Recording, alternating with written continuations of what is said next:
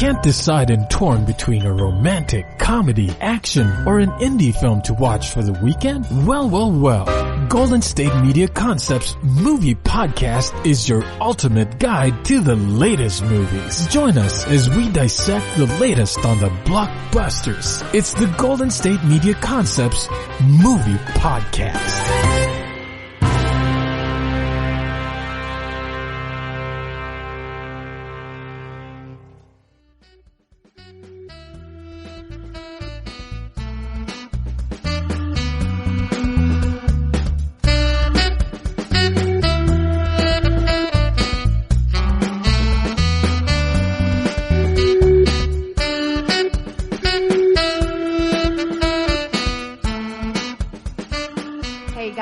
Welcome to GSMC Movie Podcast, brought to you by the GSMC Podcast Network. I am your host, Cynthia, and I'm joined here with... Keith. That's my name. Whoa. Right to it. Yeah. Right to it. I was going to give you a drum roll Keith and everything. Is here. Kesha. It's Keith. We were talking before the podcast about what my name would be if I was a girl, and she said it'd be Keisha. And I said, I'd prefer Kesha. Thank you. You're Kesha, but Cynthia's kind of hard. Cynthia, yeah. If I'm from Portuguese or Sid. Ew, I definitely can't see myself as a Sid. Like the main character from, the main antagonist from Toy Story. Sid. He's the one who would blow the toys up on the fireworks. That little evil kid. Ew, I definitely don't want to be called Sid because now I'm just going to picture that character. He was mean. He was a mean little guy or big guy. He was a kid, right? Yes. Well, I think he's supposed to be like the prepubescent teenager, and that's part of the reason why he's so evil. Mm-hmm. But also his mom seems really mean. So I feel like he kind of got a bad rap, and his house is filthy. So I don't know. I feel like Disney was kind of making someone who's a victim of abuse into the villain, which feels kind of bad. It's like bullying a bully. Anyway. Oh, we're getting deep here on Toy Story. We're getting deep here on Toy Story. But that's not what we're talking about today. So pretty much the theme of today's episode. Action. Yes. Keith and I both chose our top 2 to 3 favorite action movies of all time. The ones that I chose, honestly, were the ones that I guess I remember the most vividly because I've seen so many action movies that it's kind of hard to pinpoint. This is my favorite one. Yeah, action as a genre is kind of generally they're the most popularized movies, the ones that people just as a general rule seem to have the most familiarity with. So it definitely feels like a pretty broad genre to draw from. And we had some pretty different picks from each other. But I think part of the reason I even suggested this particular genre in the first place was just because I think that it gets a bad rap because it's so popular. The action movie itself has a lot of opportunity for really interesting things. I do the sci-fi podcast too, shameless plug. And I talked today for a long time about the movie Total Recall with Arnold Schwarzenegger. And okay, I remember that. That's an action flick, but it has this really cool undertone of other things. And Inception, action flick. Yeah. But it's it's overrated and ultimately not a very good film in my opinion, but it is still an action film. And even arguably some of the Star Wars or Die Hard, some of the most popular franchises that we watch are action movies at either at their core or in some capacity. So I think it's really funny that it gets a bad rap. So that's probably the reason why I wanted to talk about it today. I think for me, what draws, or at least within action, the subgenre that really attracts me is action comedy. But I don't like too much comedy. I'd say from 2 out of my 3 picks are action comedy. But I don't like the comedy to overshadow the action. I'm definitely in it to see people die, to see things blow up. That's you're the whole in it point. to see people die? Yeah, that seems a little brutal. Dude, literally every time.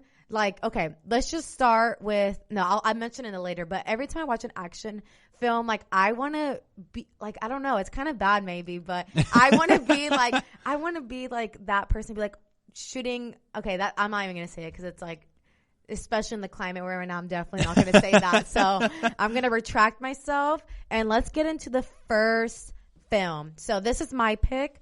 Wait, hold up. I have a question. Okay. Yes. So, like, what is too much comedy? Like, is, like, Beverly Hills Ninja too much comedy? Have you seen that one? No. With Chris Farley? I guess for me, when I mean, like, too much comedy, like,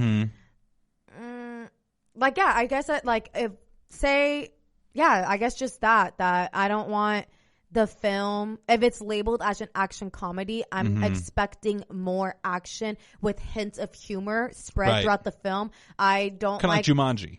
Exactly. Yeah. Oh, I should have put that one. Okay, Jumanji. Neither of us picked Jumanji. I know, I didn't. But see, it's just that there's so many films. It was like kind of hard for me to like. And the original Jumanji goes on here too. Like that was a great one with Robin Williams. And like half the movies that we've talked about over the course of the life of this podcast have had like in some capacity, they're action films. Yeah, I think that's definitely one of my favorite genres.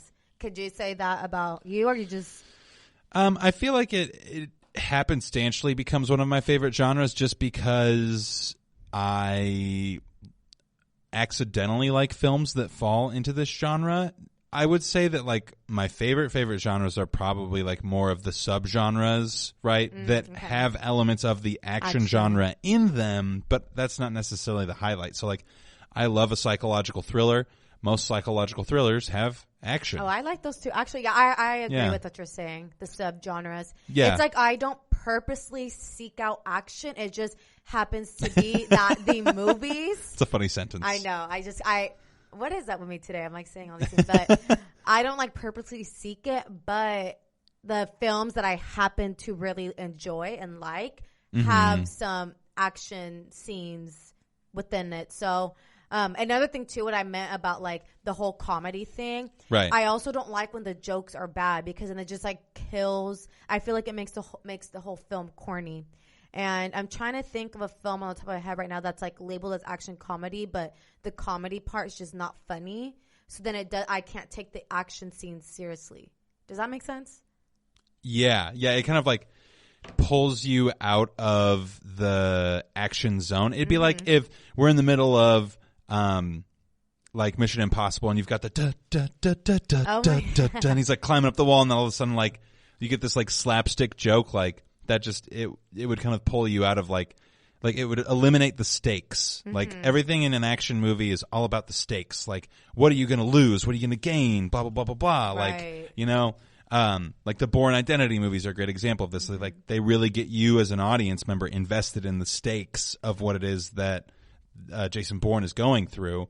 And like when you throw too much comedy in there, then it's like, well, now I'm not even invested. Right. That's kind of, I think that's what I meant. So you like action movies with comedic relief, not comedy movies with action relief. Exactly. Perfect. You perfectly explained it right there. Wait, Wild Wild West, action movie or comedy?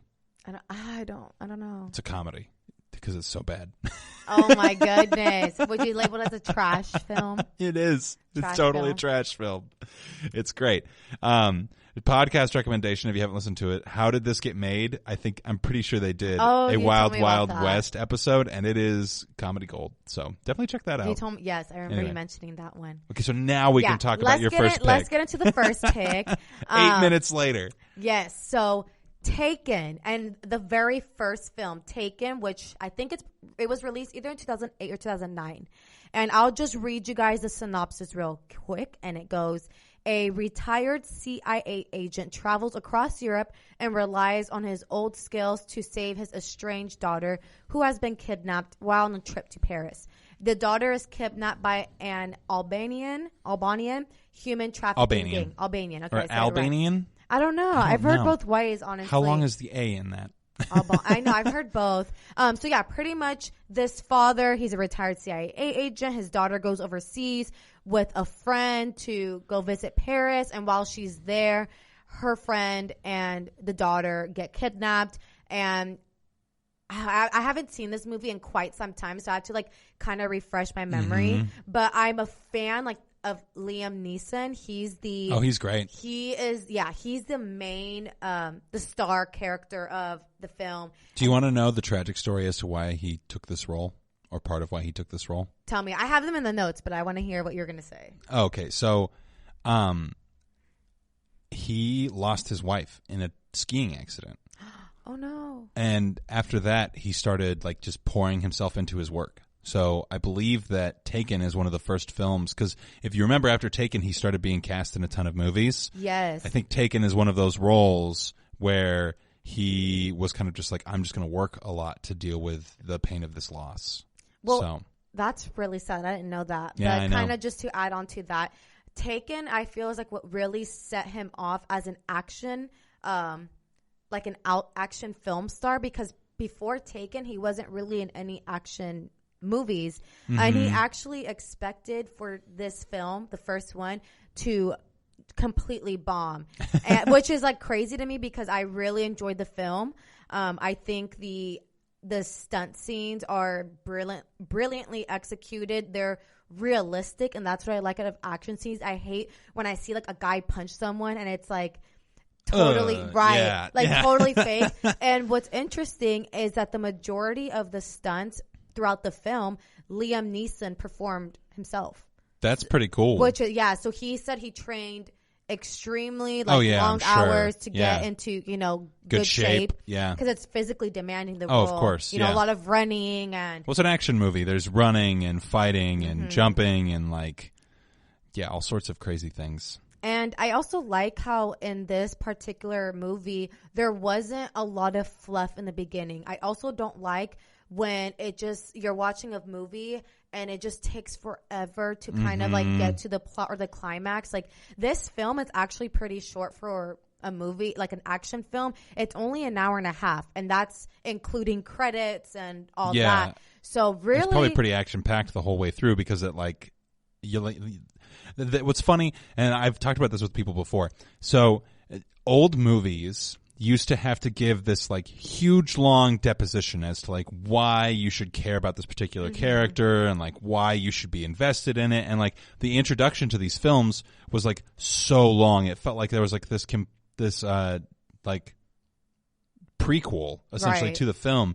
And so a classic example of this, there's a musical called Chitty Chitty Bang Bang, which was written by the same guy who wrote all of the James Bond novels, which is hilarious. He also wrote a book that got turned into a musical. But what is interesting is that the exposition of that film is almost 40 minutes. And it's mostly just, it's barely any talking, and you're just following the life of this car. And it's funny, old filmmakers, so even in older action movies, the exposition, the introduction took longer just because people didn't realize how easy it was to get people invested. So the fact that this is one of those movies, I feel like it was one of the turning points where they're oh, we don't need any exposition at all. It just jumps the gun. Person, conflict, go. And that's what I liked about it. I think and also it could be a personal thing too. I get tuned out very easily and quickly in films if the beginning is just super long, exactly how you said. Too much exposition is boring. Exactly. So that I liked how there was not a lot of fluff in Taken. It was how you said, straight to the point, boom, action starts. And my favorite line in the film goes when he's talking to the kidnapper on the phone and he goes, I will find you. And his voice, right? He's I will find you and I will kill you. And then the chilling part is the kidnapper on the phone goes, good luck. And he hangs up. Wait, how did he get his phone number? Well, no. So the daughter, when they were getting kidnapped, she called her dad, Dad, I see them in the window. They just kidnapped my friend. He's all right, go under the bed. She's now what? He's they're going to take you. And right when he says that, they sweep her feet and she leaves the phone there. And then him being a CIA agent, he already predicted what the steps were going to happen. Oh my gosh. So then the kidnapper grabs a phone, and I think that was the whole point, is that he's trying to trace the call, find where they're at. So then he is on the phone. That's what the kidnapper, he picks up the phone, and then he's on the phone I will find you. And says this whole thing. But wait, he does that thing where he's I have a specific set of skills. A set of skills that helps me to find people like you. It's in the trailer. It's in the movie trailer. Okay. I actually, don't judge, have something to say about this after the commercial break. Oh, we'll be right back. Cliffhanger. Want to know the latest and hottest music hitting the airwaves? Don't be left out. Listen to the Golden State Media Concepts Music Podcast. Keith keeps you on the loop with everything you need to know from pop, rock, hip-hop, and the top 40. And we'll throw in news of your favorite artists, concert and tour dates, and so much more. Listen no further, because this is the gold standard in music podcast.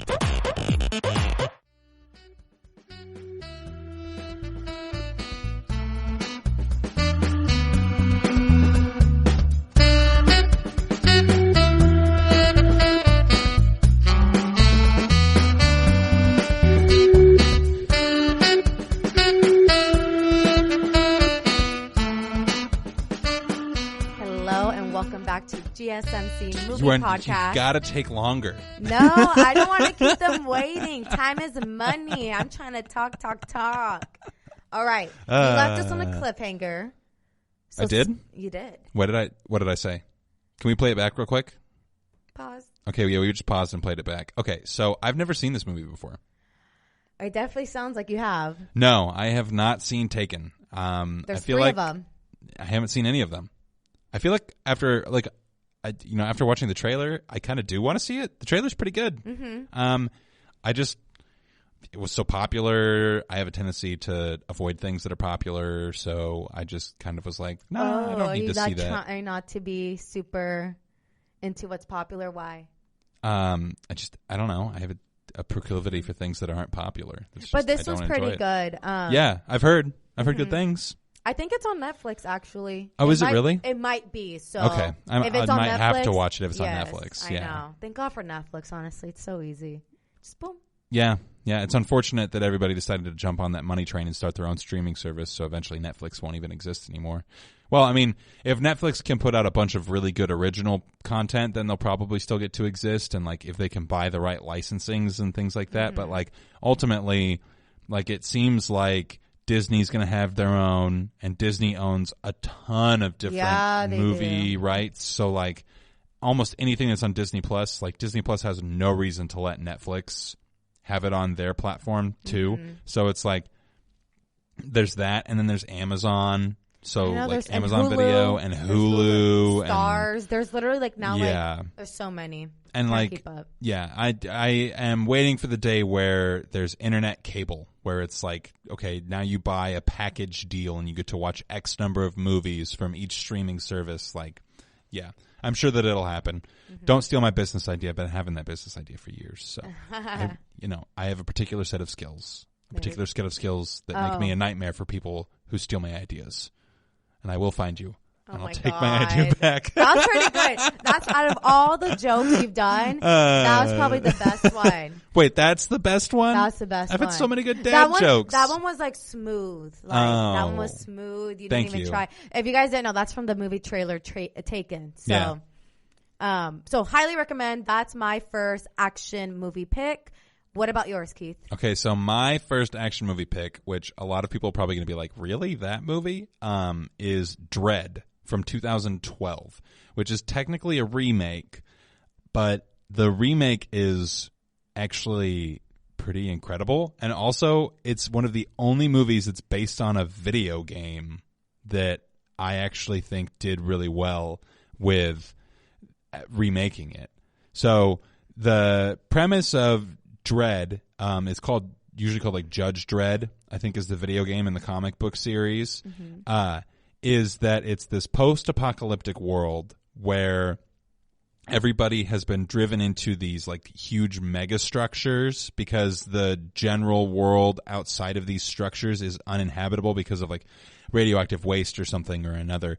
And you get these people who are elected officials who are called judges, who have a certain set of skills, I guess, or super strength, or there's implications that there's cyberkinetic implants and things like that in this particular universe. So they get to basically find criminals and then determine their sentence on the spot, and the trailer says most of the time, your sentence is death. So, What? yeah, it's like an action movie. So in this particular iteration, it's set in future America, which has become an irradiated wasteland. On its east coast, running from Boston to Washington, D.C., lies Megacity 1, a vast, violent metropolis where criminals rule the chaotic streets. The only force of order lies with the urban cops called judges, who possess the combined powers of judge, jury, and instant executioner. That's scary. Yeah. That's Known scary. and feared throughout the city, Dredd is the ultimate judge, challenged with ridding the city of its latest scourge, a dangerous drug epidemic that has users of slow-mo experiencing reality at a fraction of its normal speed. During a routine day on the job, Dredd is assigned to train and evaluate Cassandra Anderson, who is a rookie with powerful psychic abilities thanks to a genetic mutation. A heinous crime calls them to a neighborhood where fellow judges rarely dare to venture. A 200-story vertical slum controlled by a prostitute turned drug lord named Mama and her ruthless clan. That was a lot. Yes. That sounds heavy. The premise of this film is pretty, like, it's a science fiction thing, so the setting is probably the most important part, and there's a lot of suspension of disbelief that you need to have in order to get into this film. I'm interested.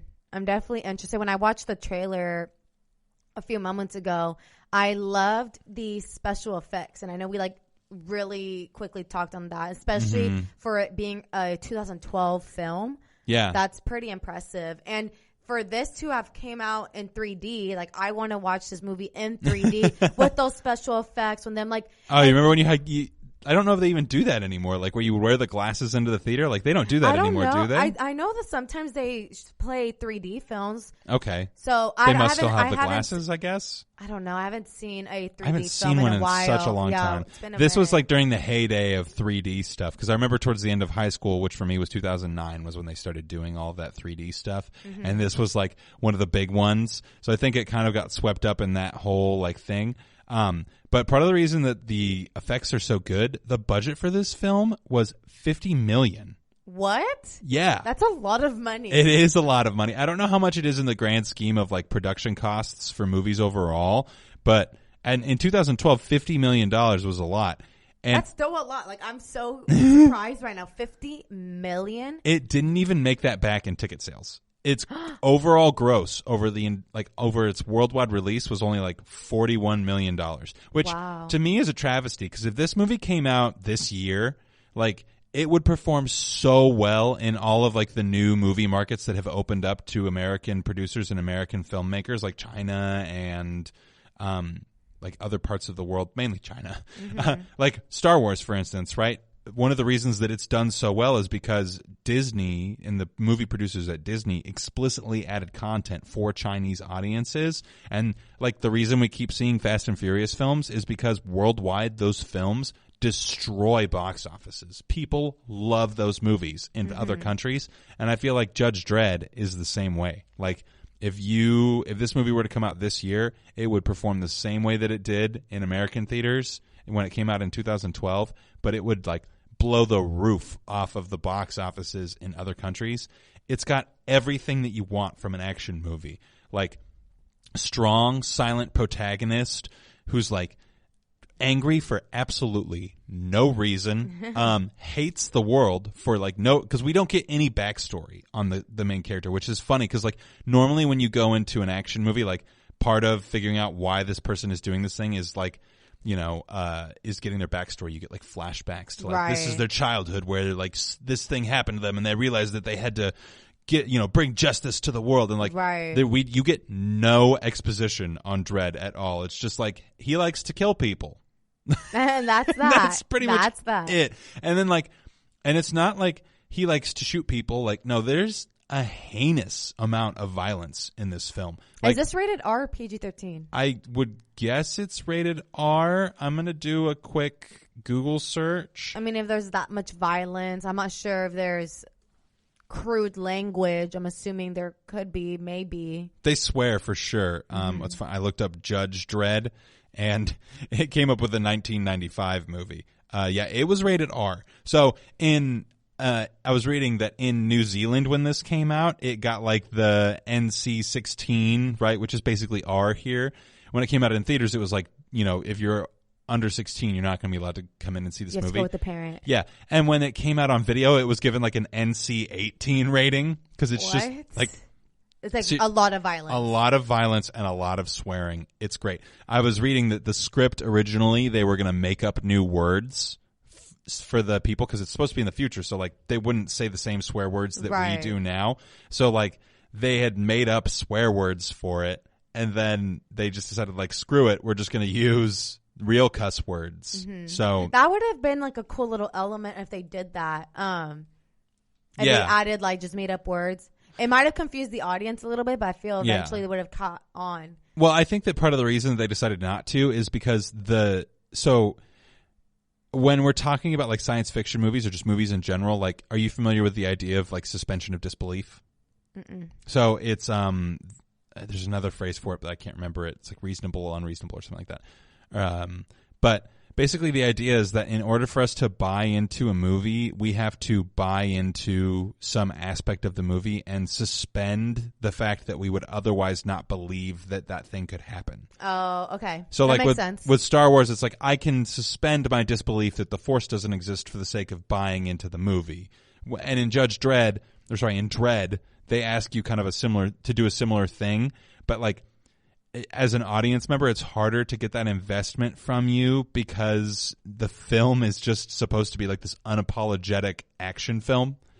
So I think that part of the reason that they decided to nix that particular thing is because they knew that they were only going to get people to buy into the movie if it was super accessible, and making the setting more complex would have done the opposite of what they were hoping it to do by adding in that particular language. And something else that's kind of cool about this film, it's almost kind of like a room piece, right? Where it's like, it feels like it's shot in the same space because you're just in this like the tight confines of this tower, which is basically like in a giant apartment complex. Mm-hmm. And so like he's going up the apartment complex levels, like basically just murdering people unapologetically, and the stakes just get higher and higher as he gets closer to the drug lord who's running all of it, because obviously she has more people like to defend her, and it's just hilarious. Like, it's amazing. And like they ride these cool motorcycles in the movie that were actually functional motorcycles in real life, and they're like designed all super futuristically and stuff, like they're from Tron. Like, it's just super cool. If you are a fan of like hyper-violence and just like unapologetic action films. Killing? Yeah, well, that's part of it. Unapologetic killing. Yeah. Like, this is absolutely something that you should watch. Like, I really, really enjoyed this movie as far as action films are concerned. Is this movie gory, or is it just... Because I'm not a fan of like lots of blood, gory, and I'm sure there's many other listeners who like also feel the same way. So do you think there's like a lot of gory scenes throughout the film, or is just a lot of quick stabbing and go? Yeah, quick stab and go. There's a lot of blood, but it's not like gory in the sense that like a Quentin Tarantino movie is gory. Like, most of the movie feels underlit, which is hilarious, but it kind of it adds this moodiness to the whole thing that like otherwise we wouldn't get. So I think that it's really fitting that most of the movie feels like it's not lit well enough. So you don't see a ton of like gore, but there's just a ton of violence, just like fighting and shooting and explosions and like fist fights. And I think there's like a few like, you know, like in a kung fu movie when they like break somebody's arm and it looks like it's bent the wrong way. Like, there might be a couple scenes with stuff like that, but it's not like people are getting chopped in half and you're seeing like all of their guts fall out of them. Okay, yeah. So because that stuff puts me off. But yeah, this definitely sounds like an interesting topic. Anything that has to do with like the how do you say that word? Post-apocalyptic. Yeah, apocalyptic. Yeah. Anything the with P that comes before the C. Okay, apocalyptic. Apocalyptic. No, apocalyptic. Apocalyptic, like era. I'm super a fan of, because I'm always thinking about like what is our future like, and how you like mentioned the belief, the suspension of disbelief. Yes, like that concept tied to that whole era, like the future. I could believe it. So it's kind of frightening and I like it. So I'm into it. I'm into it. I'm glad you like put this in the show notes. Dredd. I will definitely be checking it out. Hopefully it's on Netflix. Yeah. And we'll get to your movie right after this commercial break, right? Yes. So we'll be right back. Tired of searching the vast jungle of podcasts? Now listen close and hear this out. There's a podcast network that covers just about everything that you've been searching. Hey! The Golden State Media Concepts Podcast Network is here. Nothing less than a podcast bliss with endless hours of podcast coverage. From news, sports, music, fashion, cooking, entertainment, fantasy, football, and so much more. So stop lurking around and go straight out to the Golden State Media Concepts Podcast Network. Guaranteed to fill that podcast itch. Whatever it may be. Visit us at www.gsmcpodcast.com. Follow us on Facebook and Twitter and download us on iTunes, SoundCloud, and Google Play.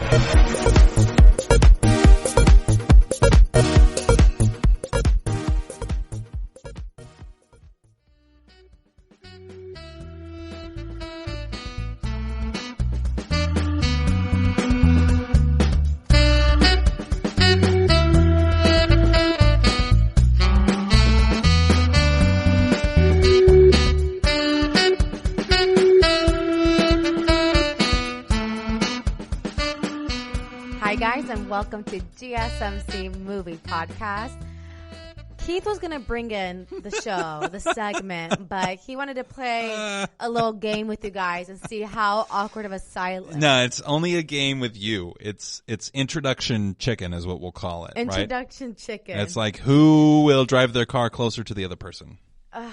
Like the I'm always going to give in. I'm always going to give in because I just like don't want to leave the people hanging. Nobody's being left hanging. I was going to do it right at the end of the music. All right. Yeah. We'll see next time if I can not give in first. I know, because the last couple times, even in the music one that we did, the music podcast, I'm always like, all right, let me jump in. And then you did it this time too. It's funny. Right before we started recording, you're like, are you going to bring us back in? And I'm like, yeah. With a big fat smirk on my face. I know, you had that like sinister look like, okay, I'm going to do it. So I intervened. Yeah. All right. So then my next movie action pick, this one falls more under action comedy. It's more lighthearted, but still jam-packed with lots of guns, shooting. This is actually the very first action movie that I can vividly remember watching as a child. Mr. and Mrs. Smith with Angelina Jolie and Brad Pitt. From 2005. Yes, 2005. Is this pre-Bradgelina? So interesting. Remember how I told you how in the music podcast we talked about a few weeks ago at one of the awards shows that Brad Pitt and Jennifer Aniston were married from 2000 to 2005. No, we were talking about the was it the Golden Globes that we were talking about? It was no, it was a different because it wouldn't have been the Grammys. They wouldn't have been at the Grammys. It wasn't Grammys. It wasn't Golden Globes. It was the other smaller one. Yeah, Actors Guild or something like that. Yes, SAG, the SAG Awards. SAG Great Awards. job. Okay. Yeah, I remembered it too. Totally. So notice how this film came out 2005, same year that Brad Pitt and Jennifer Aniston divorced. But you know why? So this was the first film that Bradgelina did together, okay?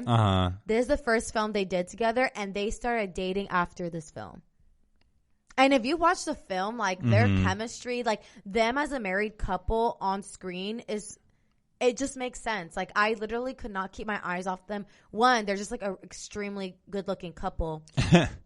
Two, I think also I really like this film because I watched, this is like the first action film that I could remember. Like I think I watched this when I was 10 and it was with my parents, which was kind of awkward because there's like a scene where they're like, it's not like a sex scene, but they're like making out and like I'm watching it with my parents and they just like, cover my eyes. I was like, I don't know. So I think like you would have only been like 10 at the time, right? Yeah, I was like 10. But I watched it was like a family movie night. So it was my siblings with my parents. Yeah. I think they like remember when Redbox was a thing when you'd only rent a movie? They still do Redbox. Oh, they do? Yeah. But I mean, not like as they're even more popular. Well, they're even more advanced with their like Redboxes now than they used to be. Oh. Yeah. I didn't know they're still around. I think it's because, again, streaming services have just like taken over the world. They really have. So yeah, Mr. and Mrs. Smith, that is my second action pick. And the synopsis is a bored married couple is surprised to learn that they are both assassins hired by competing agencies to kill each other. So pretty much What a sensational premise. right. So Yeah. Brad Pitt plays John Smith, and then Angelina Jolie, she plays Jane Smith. They're a married couple. And the film starts, they're like a therapy session. So it's like them two sitting and they're facing the camera. And then the guy on the other side of the camera who we don't see is like asking them questions about their marriage. And they're obviously having problems because neither one of them knows that they're secret agents. And they're in competing organizations. And then all this like other story unravels. I don't want to give too much of the plot away because you should go see it if you haven't. But I think I really... By go see it, you mean go get it from Redbox or on Netflix It's or on whatever. Hulu, actually. Oh, it's on Hulu. Okay, yeah, there you go. It's on Hulu. Go to the Hulu. And a couple other of stars that are in this film that I had forgot about are Vince Vaughn and Kerry Washington. Do you know who they are? I know Vince Vaughn, of course, but Kerry Washington, I feel like you would recognize her. I feel like the the name probably doesn't ring a bell, but once you type her in and you see her face, she appears in a lot of other like really popular films. She's pretty. I'm actually not familiar with her at all. No? Okay. Well, anyways, film is directed by Doug Liman. Writer is Simon Kinberg, and this film is actually based on a novel, which I didn't know. Oh. Yeah. So I don't think the novel is called Mr. and Mrs. Smith. I forgot. Probably not. No. But one of the like interesting aspects of the film that I think make it way more lighthearted, because there's a lot of shooting, a lot of killing. Like, it's not gory, but there's just a lot of shooting guns. Yeah. And what makes it more lighthearted is the music, which is done by John Powell. So bravo, John Powell. I think it was like an excellent choice of music. Like there's this scene where I keep calling Angelina and Brad Pitt. So John Smith and Jane Smith, they're in their home and they are like shooting at each other, trying to kill each other inside their home. And then at the very last minute, like they don't, and then they start like making out. And in that moment where they're making out, you know, they're in this house that's completely destroyed. There's bullet holes everywhere. Like things are falling apart. They have like scratches all over their face, and they're like making out and stuff. And the music that plays in the background, I don't even know what. It's not a song. It's just like a piano tune. Yeah. But I think it really just like sets the mood. Yeah, exactly. Like, that's it's funny. like, don't take it too seriously. So that's like what I liked about this film, is that it wasn't like hardcore hyper violence like Dredd. It's like the opposite of what I like about. Yeah, right. So this had like some lighthearted little like moments. Yeah. Still very action packed, but still has those like funny little elements, especially with Vince Vaughn too. Yeah, he's like a supporting character throughout the movie. But I want to like share with you guys some interesting facts about the film. So Brad Pitt reportedly left the project after Nicole Kidman dropped out. So Nicole Kidman was the original Jolie. Jane Smith, exactly. Yeah. But then once Brad Pitt found out that Angelina Jolie signed onto the film, that's when he decided to return to the project, which that is already a red flag, Jennifer Aniston, because it's like he didn't want to do it, but then he heard Angelina Jolie join the project. He's like, okay, I'm in. Well, maybe he was just thinking like, oh, well, there's no way that this movie is going to be popular unless they get like someone good to star across from me. Right. So like, maybe that was what he was thinking. It could be. I'm just going to try to be the, assume good things about people person. But you know who else tried to audition for Mrs. Smith? No, who?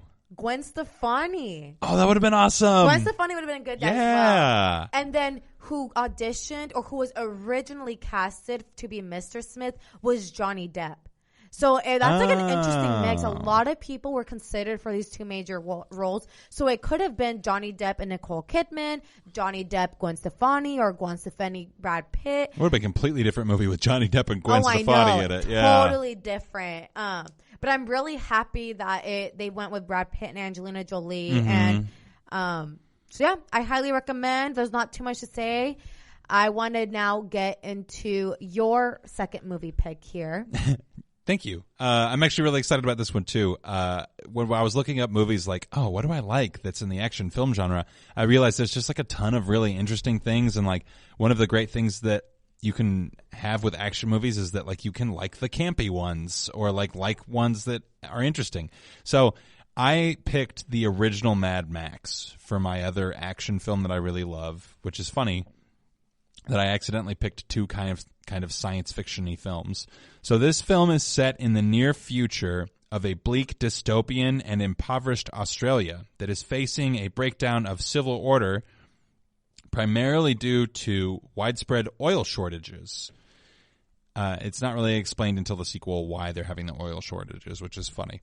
Central to the plot is a poorly funded national police unit called the Main Force Patrol, which struggles to protect the Outback's few remaining townspeople from violent motorcycle gangs. So it's like a motorcycle. Okay, because let me tell you, because I feel like you could tell right away from my face that I didn't understand the plot. No, she was watching the trailer, and I'm like, this trailer is not making any sense to you, is it? It's not. Because it doesn't explain the premise at all. Like, if you watch the trailer from 1979, it's got this, like, cheesy movie guy talking over the top of it. This summer, Mel Gibson, blah, blah, blah, blah, blah. It kind of reminded me of, like, Jim Carrey for some reason. Yeah. Right? It felt like a Jim Carrey. Yeah. Like Jim Carrey was doing his movie trailer guy voice and gave this movie trailer. Like that should be something that Jim Carrey does. Right. Yeah. Jim Carrey giving movie descriptions. I didn't really. I don't know if it's because this first film was filmed in 1979. I don't know if like the other Mad Maxes have the same like plot line, but. Yeah, I didn't understand the plot after viewing, so further explain. Yeah, so I think that part of the reason that you don't understand the plot is because this movie was only shot in 12 weeks. Really? That's 3 months. Short. That's like not a lot of turnaround time. And the budget was only $350,000. That's nothing compared to $50 million. I know, yeah. And so Mel Gibson, when he played in this movie, was still a drama student, and they only paid him $10,000 to do the movie. What? Yeah. You know, Angelina and Brad Pitt got paid $20 million for their roles in Mr. and Mrs. Smith. A piece? Yes, $20 That's million each. Crazy. # equality. Yeah.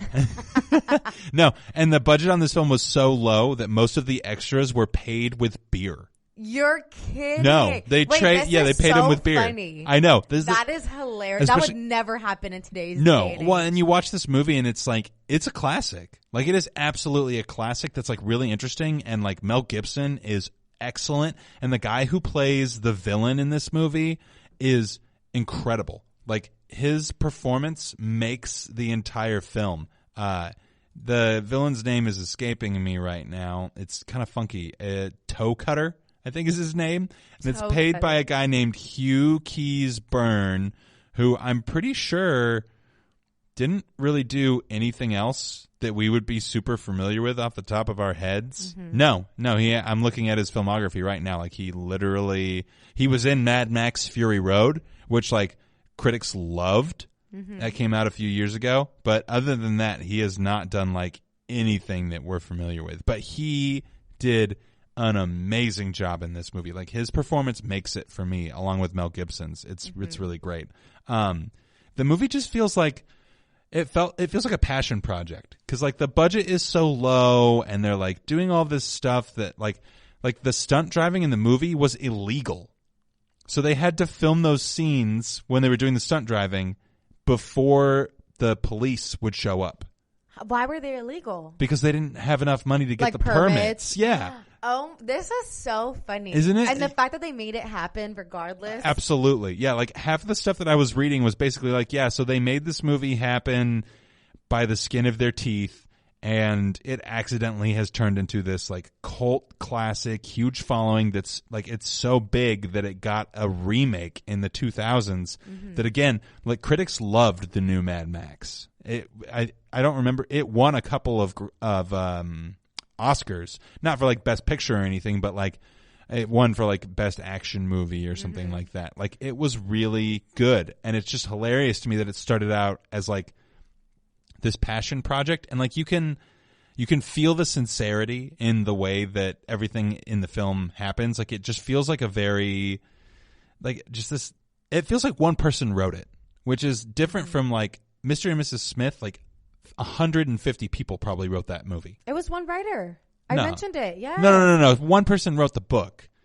I looked it up. You could check it on no IMDb. Way. Well, okay. Regardless, most of the movies that we see these days have multiple writers. Have tons and tons of writers, and even if it says one writer, it's usually because there was like they're just the one getting the credit. There's a bunch of people who contributed to the script, and they just get different titles other than writer based off of like what's going to make the movie more successful. But that's neither here nor there. But like this movie just feels so sincere and so like hilariously like serious while still being tongue in cheek, because you as the viewer are like, why, like especially in modern day, like you could tell that the budget on this film was like pennies basically. So It's just, I don't know, something about it just really appeals to me, and I think that it's definitely one of those cult classics that's worth watching. Have you seen the new Mad Max? I have not. I've heard that it was like I said, I heard it got really good reviews, and I've heard great things. I just haven't gotten a chance to see it yet. So definitely would recommend seeing the original Mad Max. It's a fun time for sure. I feel like all 4 of our picks that we chose, 2 and 2, they're all kind of in different subgenres. Yeah, they all fall into the different subgenres of action movies. So you guys can pick and choose which one. We gave you a little bit of everything. So again, we'll quickly review our choices here. So my top 2 are Taken, and then Mr. and Mrs. Smith. And then my top 2 were Dredd, the 2012 remake, and the original 1979 Mad Max. So there you guys have it, all of our top action picks for the week. And thank you guys so much for tuning into today's episode. If you guys liked what Keith and I had to say, don't forget to like and subscribe, follow us on social media, tweet at us. Share this podcast. Yeah, share this podcast. That's a good one. Oh, and then make sure that you mark it on your calendars. Sonic the Hedgehog comes out next week. Oh, you're so excited about that. Valentine's Day date. There we go. Yeah, anyway. All right. Well, have a good week, everybody. Thanks for joining us. You've been listening to the Golden State Media Concepts Movie Podcast, part of the Golden State Media Concepts Podcast Network. You can find this show and others like it at www.gsmcpodcast.com. Download our podcast on iTunes, Stitcher, SoundCloud, and Google Play. Just type in GSMC to find all the shows from the Golden State Media Concepts Podcast Network, from movies to music, from sports to entertainment, and even weird news. You can also follow us on Twitter and on Facebook. Thank you, and we hope you have enjoyed today's program.